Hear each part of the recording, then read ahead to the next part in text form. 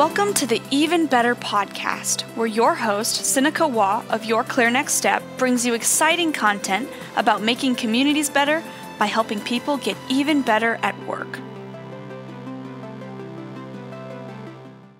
Hello, everyone, and thank you so much for joining us today on the Even Better podcast. This is Sinikka Waugh, your host, and this is part of our ongoing mission at Your Clear Next Step to help us all have even better work days so that together we can co-create better communities. Thanks for joining us, and I'm delighted to have as our guest today, Jim Hall. Jim, thank you so much for joining us today. Thanks for having me. It's great to be here. This is such a delight. So, for our listeners, this is Jim Hall, and his bio will tell us that he is an innovative and high achieving senior IT leader. And there are all kinds of cool things that I can tell you about him, right? I know that he served in his career as a chief information officer in government and in higher ed. And I know that when he left that space, that he went back and founded Hallmentum specifically so that he could then serve those who wound up in spaces that they didn't know what they were doing. They didn't have a path to follow, and that he could help them find that path because he'd been there and done that. And he is committed to developing that next generation of IT leadership.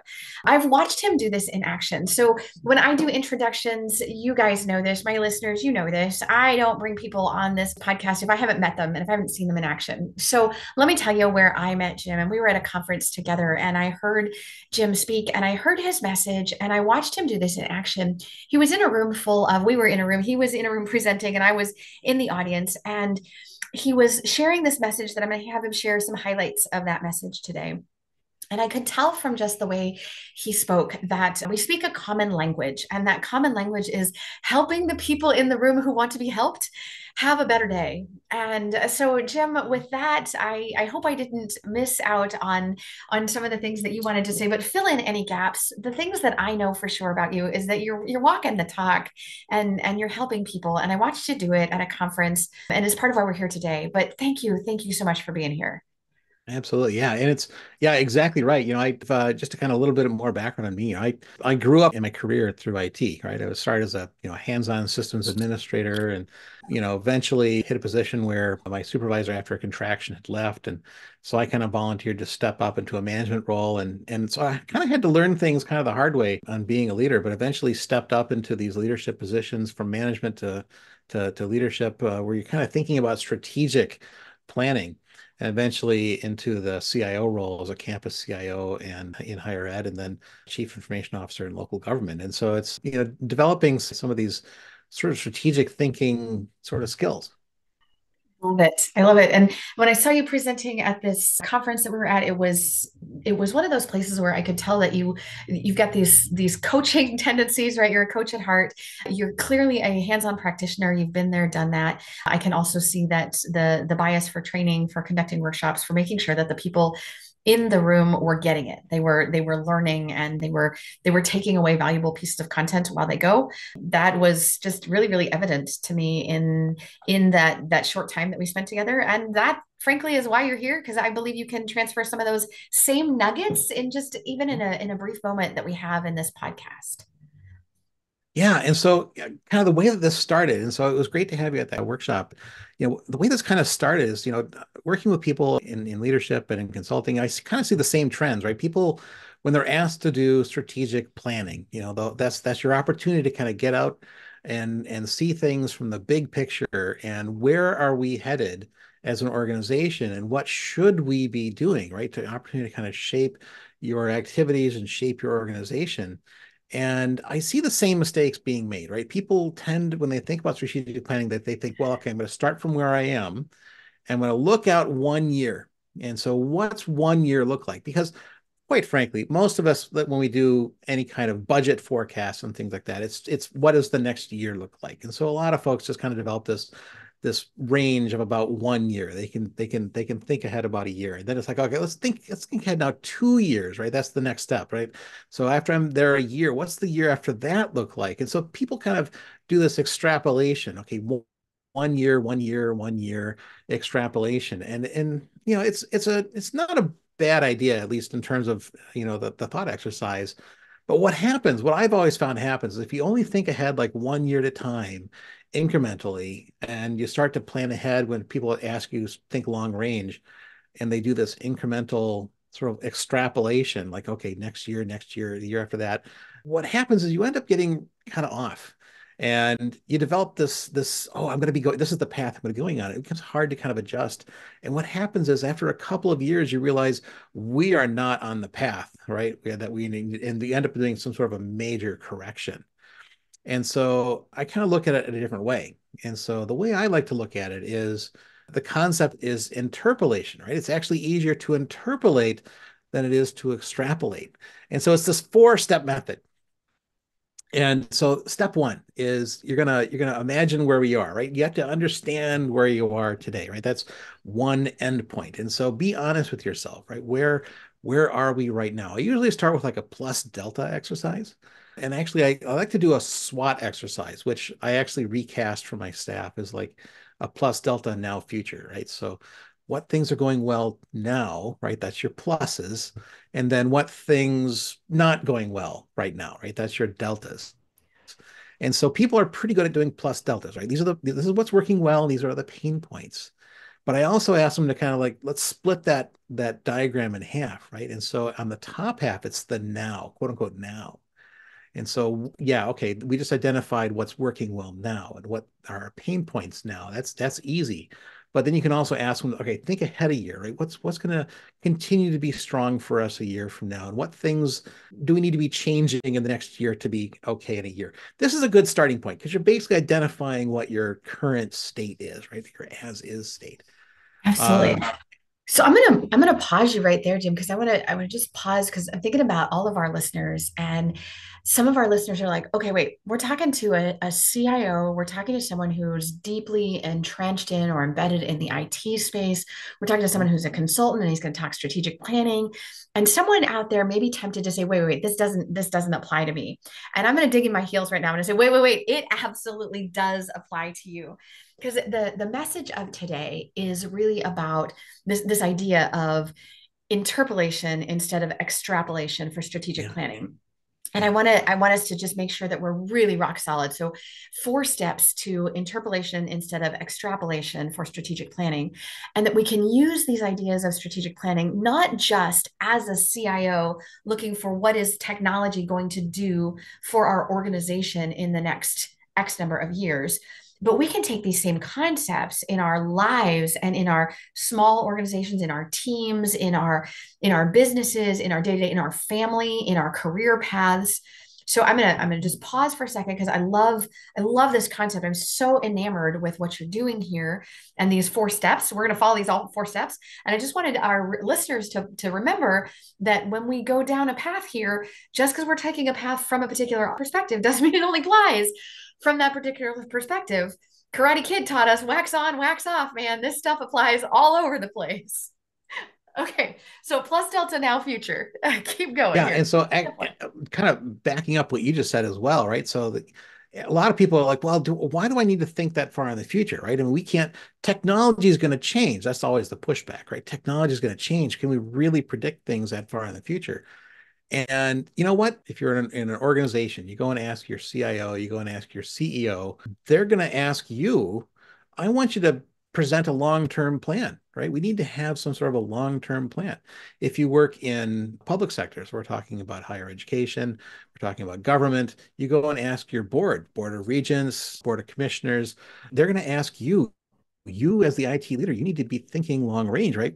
Tell us what path we should be on. And so you're going to be asked at some point, guaranteed, come up with a long-term strategy. And I'm not talking long-term like 2 years from now, but we're talking 10 years in the future, right? It's 2024. What does 2034 look like? What should we be doing in the next 10 years to kind of get there? Every organization is going to ask you to, at some point, stop thinking 1 and 2 years ahead, but think 10 years ahead. So having an ability to think long range is definitely important. And in terms of can we really think that far ahead?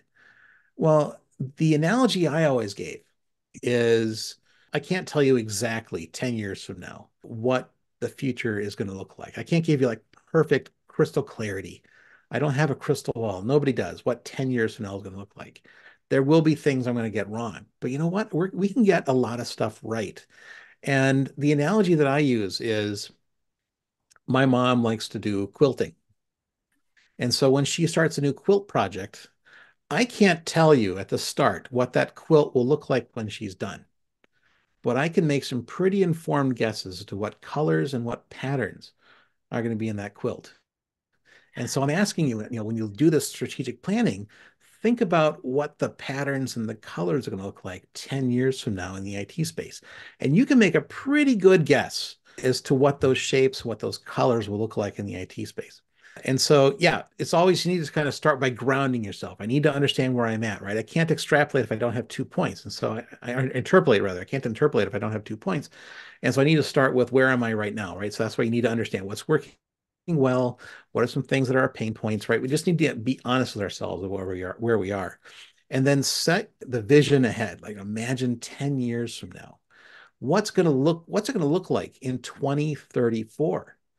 And again, you can't make a perfect prediction, but you can make some pretty good guesses as to what the norms are going to be, what the expectations are going to be, right? Now we have AI around it. So we would expect that right now AI is kind of rough, right? It doesn't always get things right. Sometimes it goes a little haywire.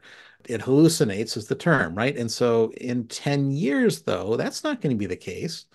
And so in 10 years from now, we're going to rely on AI to do, pretty good summaries. We're going to rely on AI to create new things. We can give it some parameters and ask it to create some new things.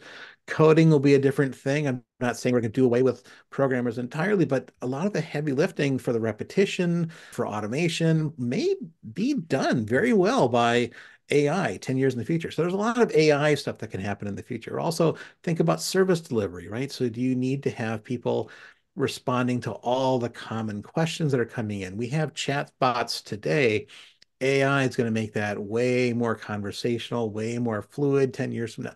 So you can make this estimate of like what 10 years from now is going to kind of feel like, what it's going to kind of look like. And you can make some other expectations about, well, we're going to be using more electric vehicles and we're going to be doing this and that. We're going to have more automated delivery and we're going to have smart road systems or we're going to have this and that. I mean, so you can imagine what the future is going to look like. And so that's your other point. And now that you've got 2 points, you can now start interpolating. But let me comment on this future state, right? So people are always like, well, that's great to say that you can pick like the colors and the patterns 10 years from now. People always say, well, it's great that you can do that, but can you really, how accurate can you really be, right? Talk to me in 10 years to see if you're accurate. Well, here's my counterpoint. And I think this got mentioned at the symposium. I think somebody asked this very question. And back in the 90s, the mid 1990s, AT&T did a series of ads called You Will. It had the guy who did Magnum PI. I can't remember the actor's name, but he was the guy who did the voiceover for that. And so it was and you can go and find these videos on YouTube. Literally, it was AT&T You Will. I think should get you the ads. And if you look, they're watermarked, and so you can see what date they're from, 1994 and 1995. And they're imagining what the future is. The whole point is, it has things in there like, have you ever attended a meeting from the beach? And then it shows a guy who's having a meeting on a beach with people who are in an office building somewhere using what we'd recognize today as Zoom. Have you ever sent a fax from the beach or on vacation or something? And it's basically a fax, but it's basically what we'd recognize today as email or an electronic signing of a document. It has other stuff that's like really amazing. Like, have you ever watched a movie at home with the press of a button? And that's Netflix. We've had that for years. And I mean, other things, I'm not going to go through all of them, but other things that you'll recognize today as home automation, right? You can, because there's a thing about can you turn the lights on and off in your house when you're on a train? And it had live translation of two people speaking different languages. It had electronic health records. Apple Watch was in there. It's amazing all these things that were in this You Will ad. The whole point was, have you ever done these things? Well, you will, and the company's going to bring it to you as AT&T. Well, AT&T didn't literally deliver those services, but they're a network provider. They're what form the backbone of all this stuff. And again, look at the date for when those were produced, 1994 and 1995. what was the operating system we were using on our computers in 1994? If you were on a Mac, obviously Mac OS, but if you were on a PC, you were running DOS. It does, yeah. I mean, think back, that was DOS or Windows 3.1, really Right. primitive.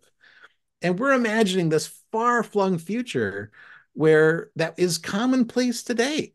We've got Netflix, we've got all these other things. We've got Zoom, we've got FaceTime, all these other things that are in these videos.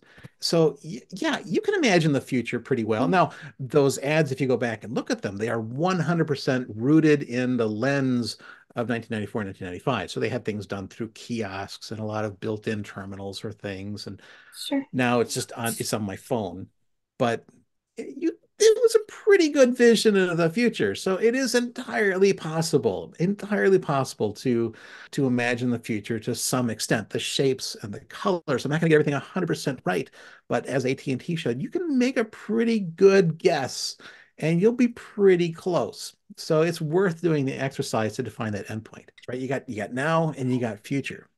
Okay, so this If is you our want to first step. So thinking through the steps here, and a quick pause for our listeners. If you're just joining in, we're here with Jim Hall, and we're talking about 4 steps to thinking about strategic planning using interpolation instead of extrapolation. So the first step is really to make sure you've got your 2 endpoints. So your first one is where are you today, and we did that with a plus delta now future, and your future looking 10 years from now. What are those patterns? I think you use patterns and colors. What's it going to look like 10 years from now?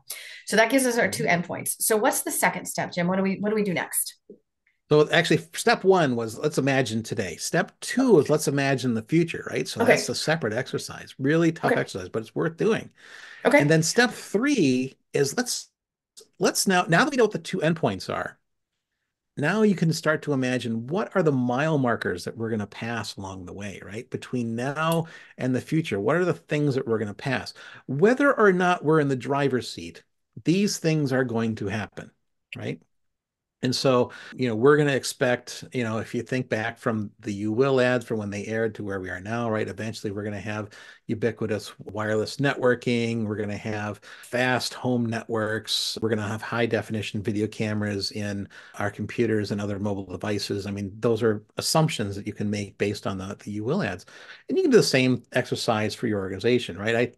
We think that if that's where we're going to be 10 years from now, then we can kind of look ahead and say, well, AI is going to be good enough for development very, very quickly, right? It's already kind of getting there, but you kind of want to be careful. But, in 2 to 3 years, we're going to be very confident about letting it loose as development and, not unfettered, but we can let it do a lot of coding at that point. 2 to 3 years from now, we're going to have other things that we can imagine that, maybe 5 years from now, we're going to see these things in our landscape. And 8 years from now, it might be these things. So it doesn't have to be like imagine, 1, 2, 3, 4, but just what are some mile markers that are going to happen, right? So if it's 2034, then by 2037, these things will happen. And by 2039, it's going to be these things. 2039, 2040, it'll be those things. Those things are going to happen. By 2032, these things will happen. So it doesn't have to be evenly marked. Just what are the milestones that are going to happen between now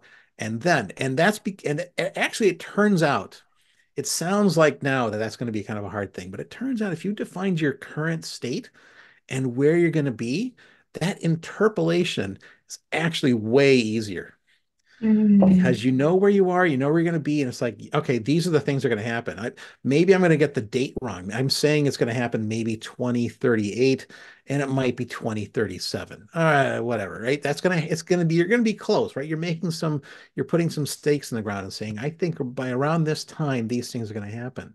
And the whole point, don't worry, don't get too worked up over, am I getting the date right? Oh, I said 2037, it's actually 2038 or it's actually 2036. And that's the important thing is what you're trying to do is identify these things are coming up because now you're going to be thinking about what are the things that we need to do to get there. And so it doesn't matter if you get there a year early, right? What you're doing is like you're establishing that that's our direction. Even if you estimate it's going to be a little later than it actually ends up being, you are 90% of the way there. You can make a quick course correction to adjust for it appearing earlier than you thought it was going to be. So now that step three is you're now creating these mile markers. And now you're thinking about what things, what actions, what tasks, what projects, What initiatives do we need to start building now so that we're ready for these things to happen in 2 years, three, 5, 8, 10 years down the line? Because now you're being strategic. That's strategic thinking. And then, so that's your step three. Now you've identified all these things and the things you're going to be doing. And that puts you, it takes you out of the passenger seat, right? Identifying the milestones, you're kind of in the passenger seat, but now identifying those initiatives, now you're back in the driver's seat.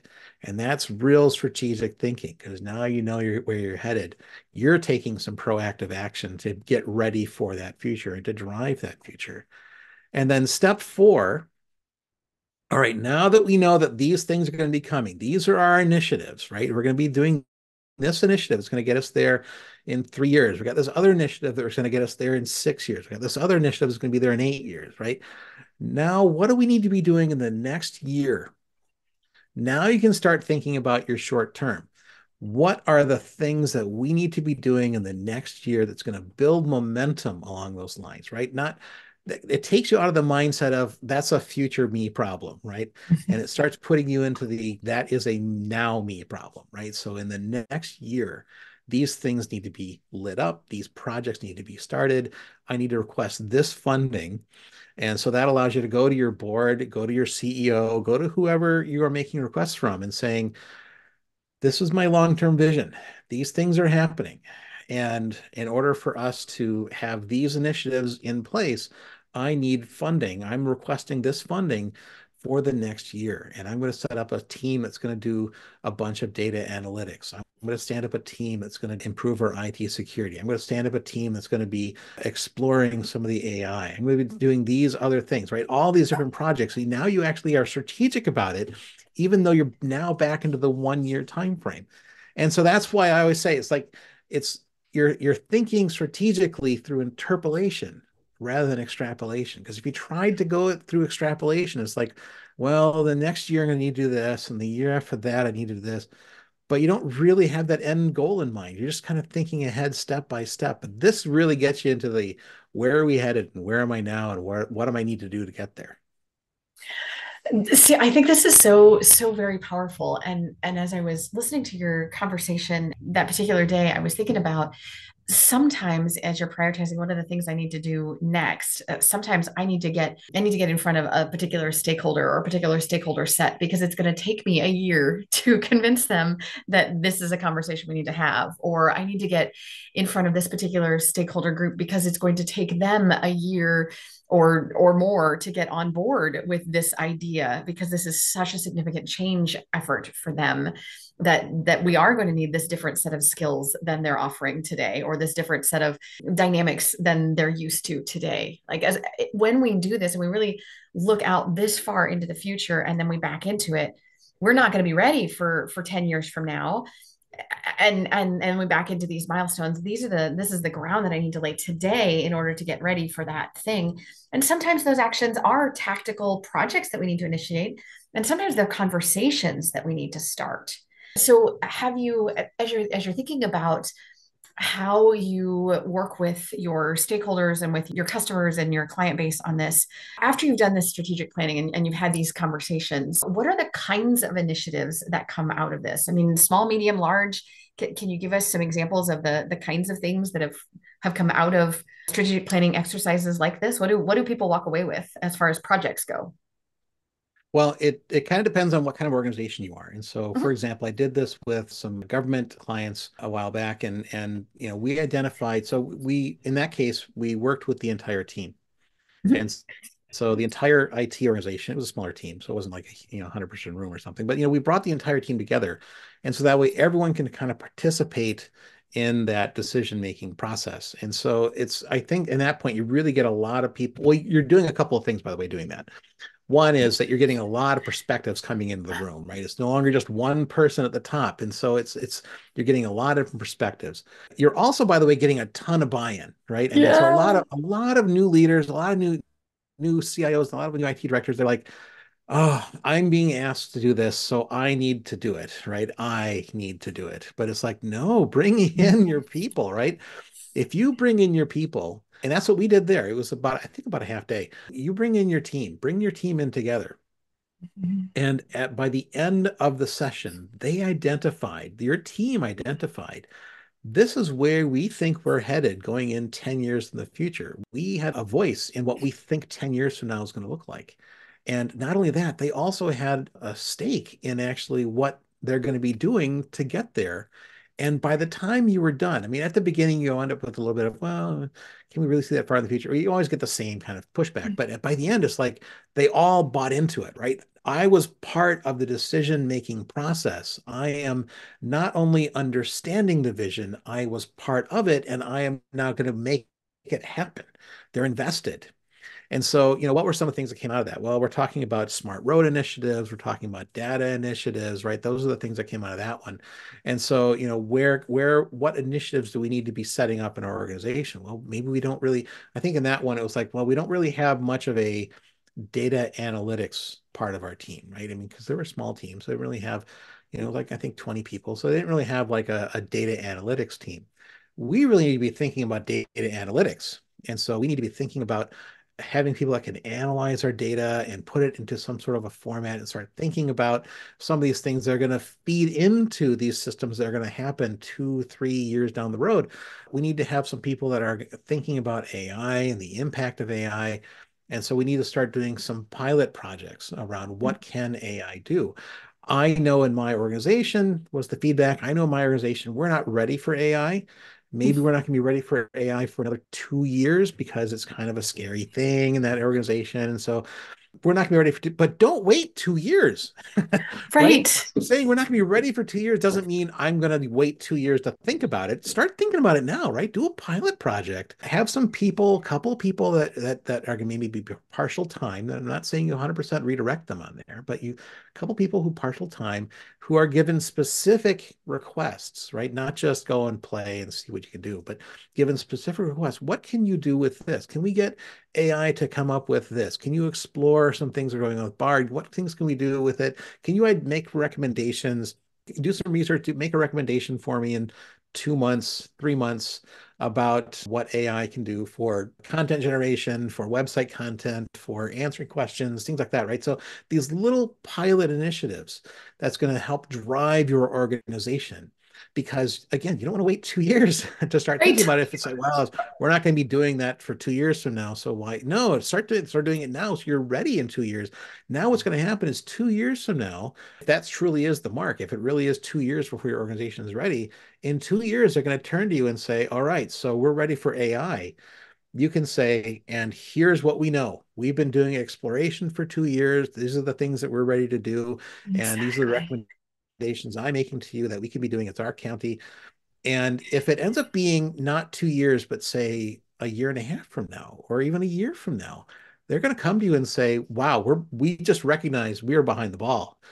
What can we do? And you can say, well, we've been doing work for the last year and a half, exploring AI. And this is where we are. And if we want to get there now, these are some things that we need to do. But we actually now at that point, a year from now, a year and a half from now, if that's where they end up moving the finish line, you will be in a much better informed place to make recommendations and, oh, we should be doing this, we should be doing that, because you didn't wait, right? So that's the whole value of coming up with these things that we need to be doing now to invest in the future. And so that's what they came out with: data analytics, AI. There was some stuff around security because obviously security threats are increasing. We need to change our security profile. We can't just be doing, scanning for, bad login requests and the Yep. classic stuff, but the game is changing. And so they need to start thinking about that. And so they identified a list of like 5 or 6 different priorities they're going to be doing over the next year. And that was for them kind of eye-opening. But again, the great value was after those 4 hours, it just took 4 hours. After 4 hours, they all bought into it. Yep. That was the great part. That was the great part. And what I think I'd heard you say at the symposium that I was hoping to get you to say here, and you did, was the idea that some of those projects are initiatives that we can go and go on full bore and start working on. And some of them are things that we can be doing a little bit of prep work, a little bit of investigative work, a little bit of let's figure it out so that when we get there, when the rest of the organization is ready, we can say, look at this stuff that we've been figuring out in the background with a little bit of our time because we want to be prepared when the time comes. And this interpolation, this strategic planning by interpolation, when you have an endpoint that's clear and you're finding your milestones on the way, allows you to allocate a little bit of human resource and a little bit of financial resource to say, let's do a little bit of work so we're not caught by surprise because we know this is coming. And it's really, really lovely. Yeah, great. Thank you. I appreciate it. Yeah, it's that investment now is going to really pay off in the future. And they don't have to be big investments now, right? I mean, a pilot project, I need $200 to invest in some small pilot project, and I need permission to peel off 10% time for this person to work on a project. For these two people, each one has 10% over the next 2 years. They're going to have 10% to work on this other thing. And so that just means project balancing, things like that. So it doesn't need to be big investments. Oh, we need to hire 2 other people and we need to make, $1 million investment. No, they could be small projects to get you going. You bet. You bet. Wonderful. Well, Jim, thank you so very much. So, if you are a listener and you are just listening in, you've got to go back to the beginning because you missed all the good stuff. And we have been talking here with Jim Hall, and we've been talking about 4 steps to thinking about strategic planning through interpolation instead of extrapolation. And just a really, really neat approach to moving us through this process. And, Jim, thank you so much for your time today. This would not be the Even Better podcast, though. I almost missed it. This would not be the Even Better podcast if I did not ask you what's making you even better these days. What's making me even better these days? I'm one of those people who kind of likes to try new things and explore new things. And the great thing about being in consulting, right? Hallmentum being in consulting is I kind of had the freedom to kind of try some new things. And so right now I'm learning about some of the things that are happening with AI and exploring some things with AI. And that thing really kind of grabbed my attention. Like at the beginning of AI, which by the way is only about a year and a little over a year old. At the beginning of the AI kind of revolution, when you started to have ChatGPT, I was curious. A lot of people would explore, like, can what are the cute things I can have it, ChatGPT? Can I have it, write a story about my cat in first person or something like that, right? Or can it summarize my job for me in 6 bullets or something, right? I mean, people started to get into the more work stuff with that, but I was like, how far can I push it? So I actually had it write a book, which took more time to figure out what the book was going to be about and then write the prompts for the book. You got to break up the book by chapter and then by sections because ChatGPT won't generate a ton. It will only generate, X amount. And so I got to break it up into sections so it can actually fit in that and then generate these prompts and actually have it. It took more time to do all that planning than it did to actually write the book. It was a book about programming, and it was an interesting experience because it demonstrated that ChatGPT can generate some very convincing, very real, actionable information just by effectively summarizing other information and kind of doing some projection of its own. It got some stuff wrong, but it was an interesting landmark to kind of see where were we at that time. And having that sort of marker allows me to kind of go back now and kind of see where we are now. So I can ask the same or similar kinds of questions and see that now the answers are much better. And so, this kind of exploration for me has been really fascinating because, it really gives you this solid sense about what AI can do to transform an organization and to really, create content. And it's just kind of eye-opening, the stuff that you can do now with AI. Cool. Very cool. Well, Jim, if we have people who want to reach out to you, obviously they can reach out to us at Your Clear Next Step and we will be happy to connect them. But if they want to reach out to you directly, what is the best way for them to reach out to you? My website is hallmentum.com, Hallmenton. And that is a great, so my website is hallmentum.com, and that'd be a great place for folks to reach out to me. Be happy to respond to emails and talk about opportunities. Fantastic. All right. Well, we will send them to you that way. And it has been such a joy. Thank you, Jim, for spending this time with us and for enlightening our listeners and for sharing your great ideas. We appreciate you. All right. Thank you. And to our listeners, thanks for joining us today. And we hope, on behalf of all of us here at Your Clear Next Step, we hope the rest of your day is even better.